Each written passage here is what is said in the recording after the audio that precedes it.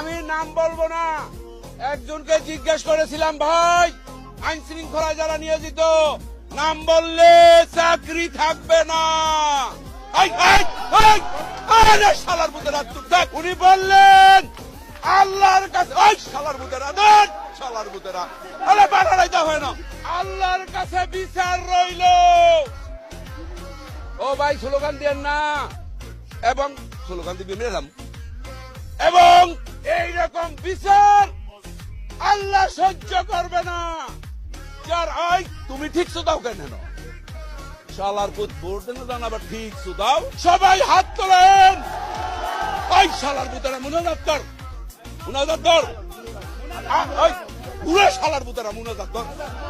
Mic আনতে বলছেন, আল্লাহ তোমার কাছে বিচার দিল, আওয়ামী সন্ত্রাসীদের সাথে।